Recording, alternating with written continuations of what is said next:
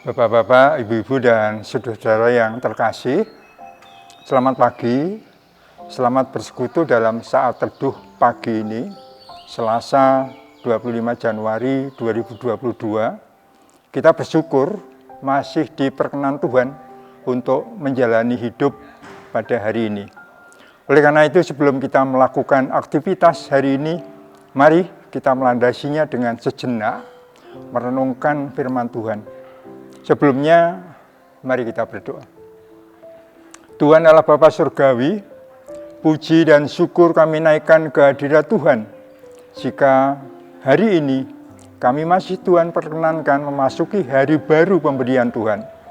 Oleh karena itu, memasuki hari ini kami hendak merenungkan firman Tuhan.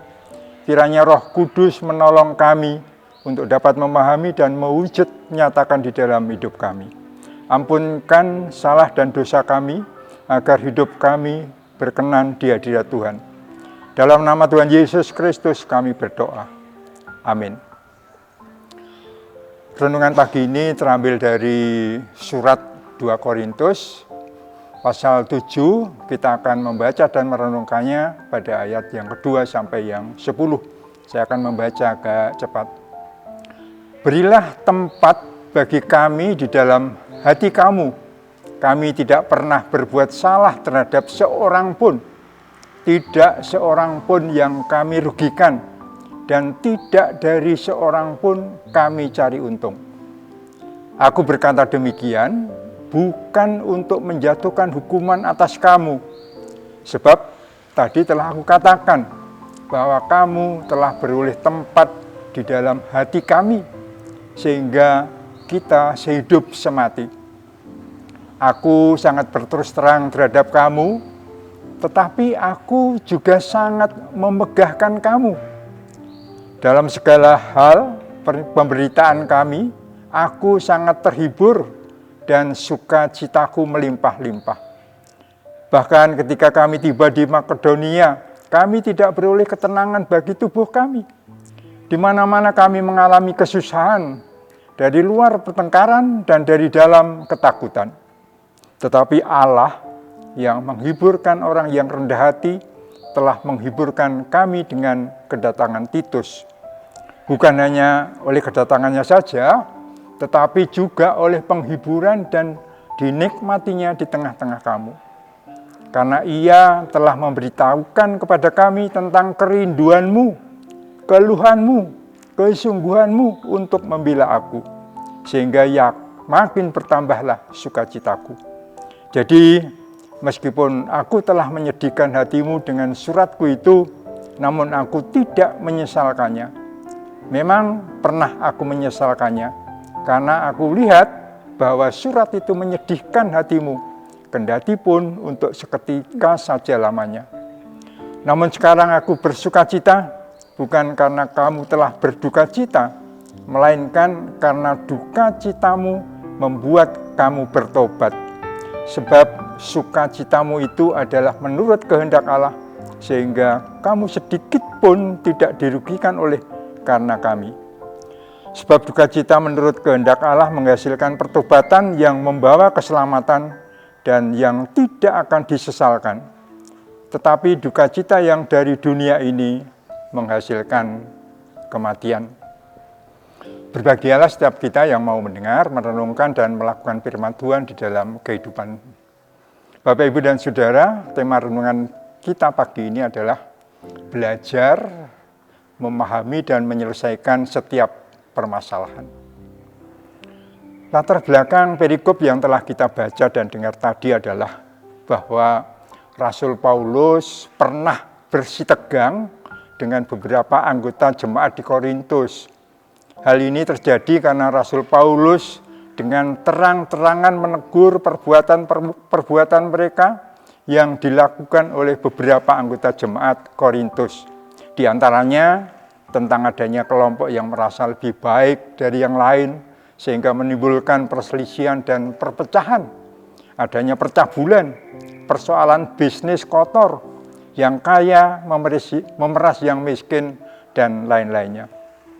Masalahnya adalah jelas mereka salah. tetapi mereka tidak terbuka hatinya, tidak bisa menerima teguran itu, dan bahkan merasa sakit hati. Buntutnya adalah pasti tidak baik. Mereka malah bersekutu dengan guru-guru palsu untuk melawan dan menolak kerasulan Paulus. Bapak, Ibu, dan Saudara, mari kita belajar dari kisah ini bagaimana reaksi Paulus ketika melihat penolakan dari beberapa kelompok anggota jemaat.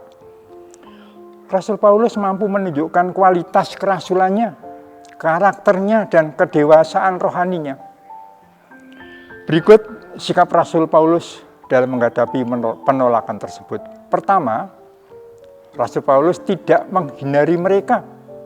Rasul Paulus tidak lalu meninggalkan mereka, tetapi ia menyatakan bahwa apapun yang terjadi, kasihnya kepada anggota jemaat sama sekali tidak berubah. Malah ia menyatakan ingin sehidup semati dengan beberapa anggota jemaat tersebut. Ini dapat kita baca pada ayat yang ketiga. Yang kedua, Rasul Paulus berusaha menghibur mereka yang menolak dan terluka itu dengan mengatakan bahwa rasa sakit hati tersebut baik adanya karena akan membawa mereka kembali kepada kebenaran.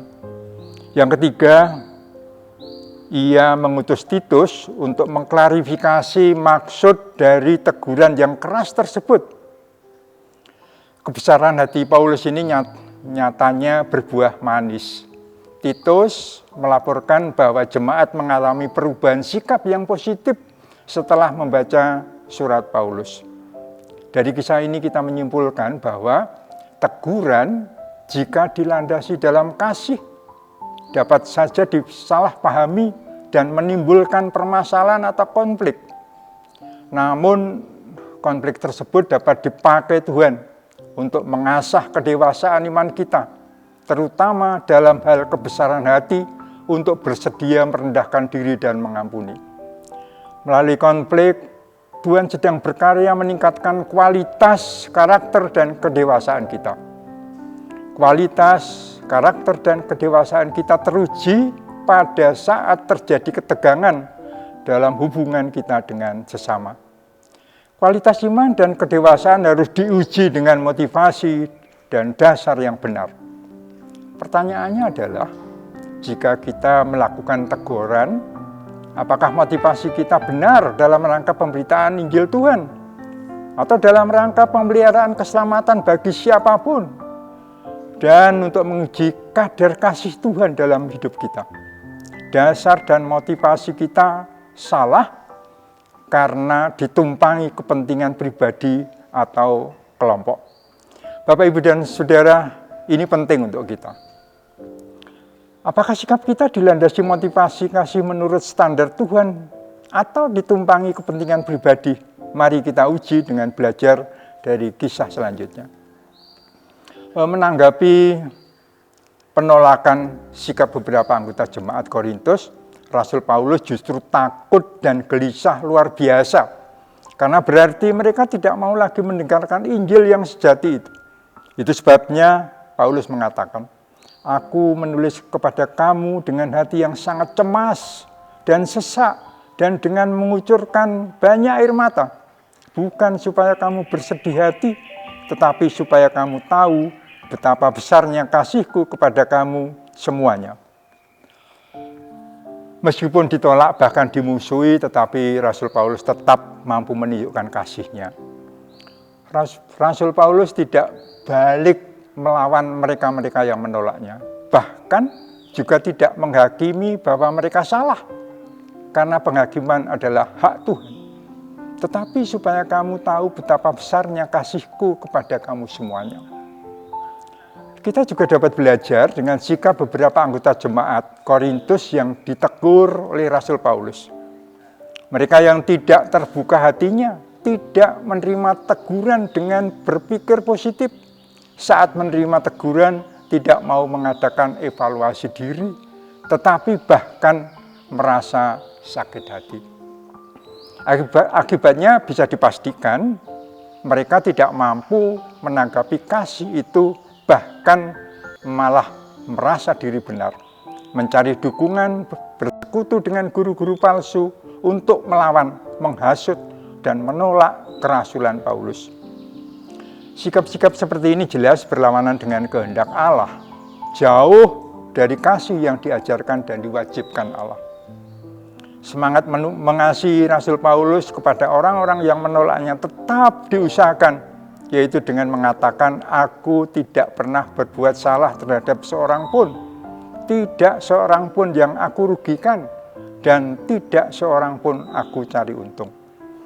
Upaya Rasul Paulus yang dilandasi tetap mengasihi mereka ternyata tidak sia-sia. Apa yang terjadi setelah itu? Hasilnya adalah terjadi sebuah kesadaran dari beberapa jemaat Korintus tersebut, yaitu pertobatan yang sejati di dalam Tuhan. Jadi, meskipun aku telah menyedihkan hatimu dengan suratku itu, namun aku tidak menyesalkannya, sebab duka cita menurut kehendak Allah menghasilkan pertobatan yang membawa keselamatan. Dari pasal 7, 8-10.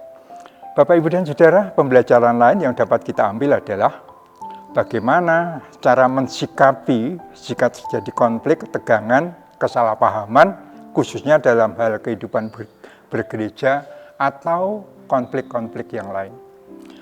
Teguran dapat datang dari siapapun, dari anggota majelis, dari warga jemaat, dari istri, dan bahkan dapat datang dari anak-anak kita. Ada dua hal yang akan kita perhatikan. Yang pertama, bagaimana cara dan motivasi jika harus menegur? Dengan dilandasi cinta kasihkah? Atau demi harga diri? Demi kepentingan diri? Atau demi kedudukan kita? Mari kita meneladani sikap Rasul Paulus yang dengan dasar kasih yang tulus sebagaimana diajarkan Tuhan dalam melakukan teguran. Yang kedua, Bapak, Ibu, dan Saudara, bagaimana jika mendapat teguran dari siapapun? Apakah kita dapat menerima dan mengadakan evaluasi diri? Atau apakah kita justru menolak dengan mencari dasar untuk pembenaran diri sendiri? Sehingga bias, menyebarkan fitnah, mencari dukungan pembenaran, memutarbalikkan fakta, dan lain sebagainya. Kedua hal tersebut baik untuk menguji, mengevaluasi diri kita, bagaimana jika harus menegur atau mendapat teguran dari siapapun. Masing-masing, dan marilah kita mohon bimbingan Roh Kudus agar hidup kita berkenan di hadirat Tuhan. Tuhan memberkati. Amin.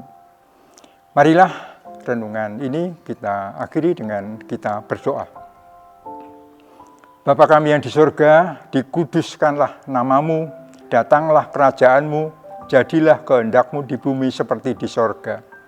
Berikanlah kami pada hari ini makanan kami yang secukupnya, dan ampunilah kami akan kesalahan kami, seperti kami juga mengampuni orang yang bersalah kepada kami, dan janganlah membawa kami ke dalam pencobaan, tetapi lepaskanlah kami daripada yang jahat. Karena Engkaulah yang punya kerajaan dan kuasa dan kemuliaan sampai selama-lamanya. Amin. Selamat pagi, selamat beraktivitas hari ini, kiranya Tuhan memberkati. Amin.